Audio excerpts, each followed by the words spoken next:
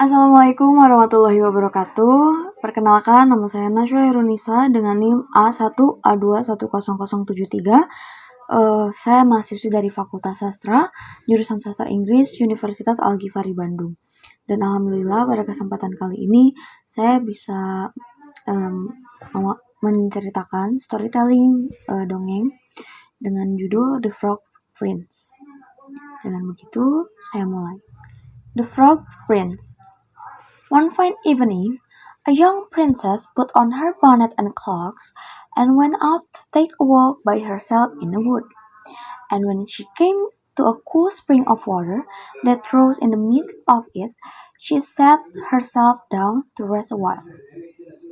Now, she had a golden ball in her hand, which was her favorite plaything, and she was always tossing it up into the air and catching it again as it fell.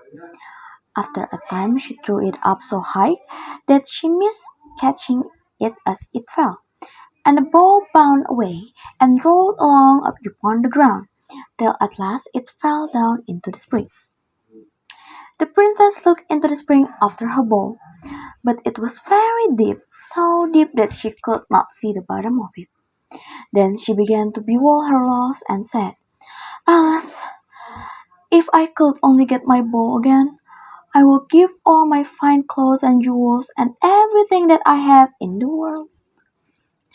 Whilst she was speaking, a frog put its head out of the water and said, "Princess, why do you weep so bitterly?"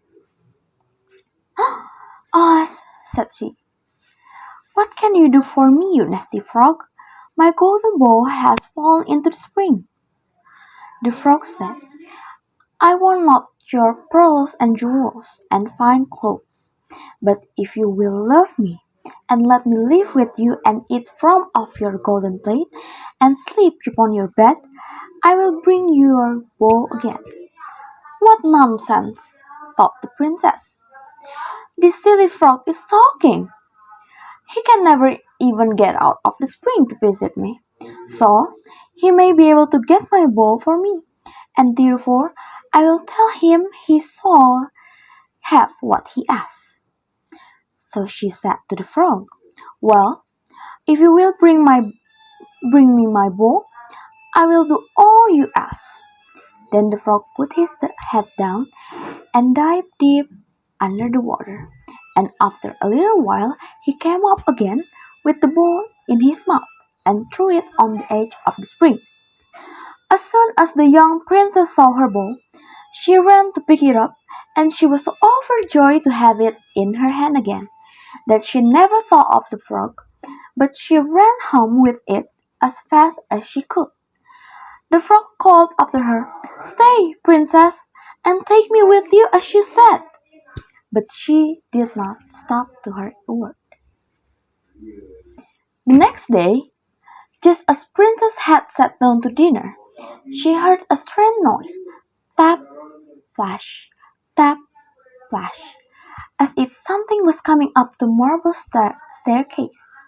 As soon afterwards, there was a gentle knock at the door, and a little voice cried out and said, "Open the door, my princess dear, open the door to thy true love, and mind the words that thou and I said by the fountain cool in the greenwood shade." Then the princess ran to the door and opened it, and there she saw the frog, whom she had quite forgotten. At this sight she was sadly frightened, and shutting the door as fast as she could, came back to her seat. The king, her father, seeing that something had frightened her, asked her what was the matter. "There is a nasty frog," said she, "at the door, that left my bowl for me out of the spring this morning. I told him that he should live with me here, thinking that he could never get out of the spring. But there he is at the door, and he wants to come in." While she was speaking, the frog knocked again at the door and said, "Open the door, my princess dear, open the door to thy true love here, and mind the words that thou and I said by the fountain cool in the greenwood shade. Then the king said to the young princess, as you have given your word, you must keep it. So go and let him in. She did so, and the frog hopped into the room, and then straight on, tap, tap, flash, flash, from the bottom of the room to the top, till he came up close to the table where the princess sat. Pray leave me upon chair, said he to the princess, and let me sit next to you. As soon as she had done this, the frog said, put your plate nearer to me, that I may eat out of it. This she did, and when he had eaten as much as he could, he said, now I'm tired. Carry me upstairs and put me into your bed. And the princess, though very unwilling, took him up in her hand and put him upon the pillow of her own bed, where he slept all along. As soon as it was light, he jumped up, hopped downstairs, and went out of the house. Now then, thought the princess, at last he is gone, and I shall be troubled with him no more. But she was mistaken, for when night came again, she heard the same tapping at the door, and the frog came once more, and said, open the door, my princess dear, open the door to thy true love here, and mind the words that thou and I said by the fountain cool in the greenwood shade. And when the princess opened the door, the frog came in, and slept upon her pillow as before, till the morning broke. And the third night he did the same.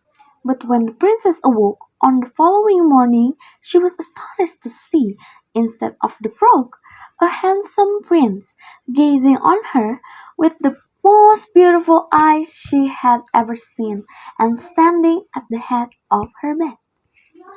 He told her that he had been enchanted by a spiteful fairy who had changed him into a frog, and that he had been fated so to abide till some princess should take him out of the spring and let him eat from her plate, and sleep upon her bed for 3 nights.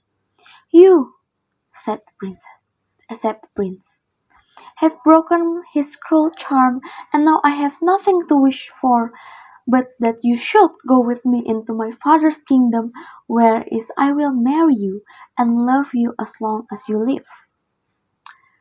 The young princess, you may be sure, was not long to say yes to all this, and as they spoke, a gay coach drove up, with 8 beautiful horses, decked with plumes of feathers and a golden harness, and behind the coach rode the prince's servant, faithful Heinrich, who had bewailed the misfortunes of his dear master during his enchantment so long and so bitterly, that his heart had well-nigh burst.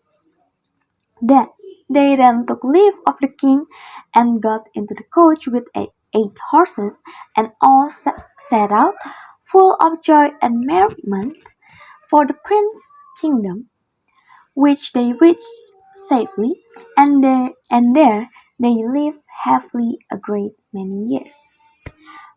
Sampai di situ dongeng dari cerpen berjudul The Frog Prince. Eh, Mungkin sekian dari saya. Wassalamualaikum warahmatullahi wabarakatuh. See ya.